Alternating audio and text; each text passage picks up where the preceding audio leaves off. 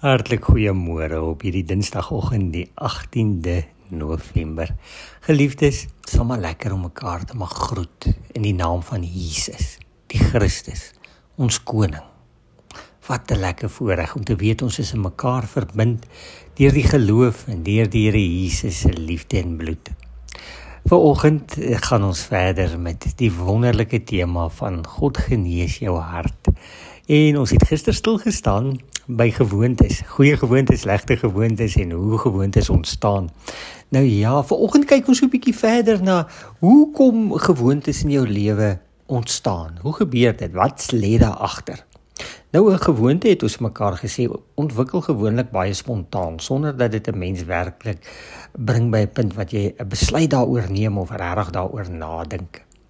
Dit is hoekom dit so belangrik was om gister so 'n bietjie daaroor na te dink, nie waar nie? Gewoonlik is 'n gewoonte dis 'n handeling wat baie herhaal word, totdat dit naderhand in my brein ingeprent is en outomaties uitgevoer word. Die vraag is natuurlik, waarom herhaal ek 'n handeling totdat dit 'n gewoonte word?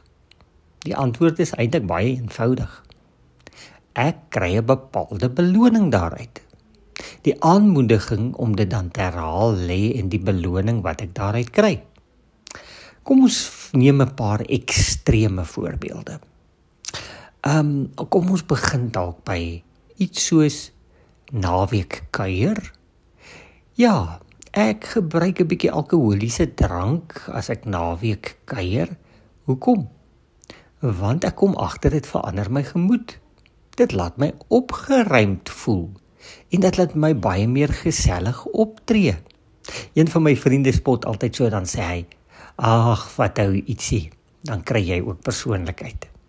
Nou dis iets daarvan, nee. Dit laat jou so bietjie beter voel, dit laat jy so bietjie gesellig optree. En daarom is 'n mens dan geneig om dit by herhaling te gebruik, totdat dit voordat jy jou kon kry 'n gewoonte, en dan die allerverskriklikste dalk 'n verslawing geword het.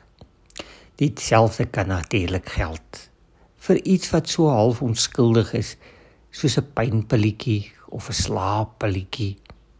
En natuurlik kan dit vir aanleiding gee tot goed wat baie sterker is, middels wat 'n mens se gemoed in totaliteit dan natuurlik verander, soos dwelms. Ons het natuurlik vir mekaar gesê, hierdie is ekstreme voorbeelde, nee. Kom ons vat nog 'n ekstreme voorbeeld. Dis maar net om die idee van hoekom gewoontes in jou lewe gevestig raak uit te lig. Kom ons vat hierdie laaste, kom ons sê ekstreme voorbeeld van hoe 'n gewoonte gevorm word in jou lewe. 'n Gewoonte om dalk iemand te terg of te spot, ontwikkel op dieselfde manier. As ek mense terg en spot, gee dit my so half bietjie 'n gevoel van mag, veral as ek sien hoe dit hulle ontstel. En daarom herhaal ek dit. Ja, en as ek my kan kry, het dit dalk 'n gewoonte geraak om ander af te kraak of ander af te maak. Die probleem is dat baie van hierdie belonings nie regtig belonings is nie, nee. Soms is dit beloning wat ek uit 'n herhaling kry. En aanvanklik voel dit vir my positief.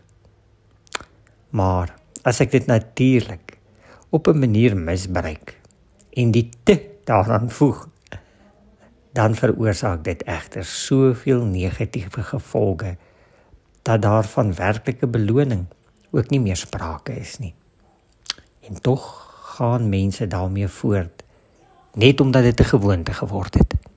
So kom ons bring ook vanoggend daai negatiewe gewoontes wat deur jare in ons gevestig is, deur die subtiele invluistering van die ou bose in ons lewe, en wat op die einde van die dag gemaak het dat daar gewoontes ontstaan in ons lewe wat nie in lyn is met dit wat tot opbou van ons lewe, van ons gemoed en van ons gesondheid en veral van ons geestelike lewe is nie.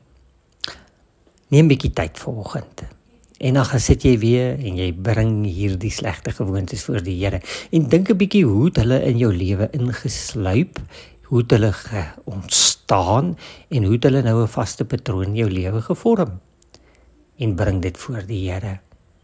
Vra die Here om jou met insig, wysheid, deursettingsvermoë en vasberadenheid te vul, om dit na hom toe te bring en dienooreenkomstig dan hulp te gaan soek, sou dit nodig wees om van hierdie gewoontes ontslae te raak. Want dit kan jou verhoudings, jou lewe en die sin en betekenis kom steel. Ag, liewe broers, susters, jong mense, die lewe is dan kompleks, nee. Maar met die Here Jesus as ons koning, het ons altyd 'n heenkome.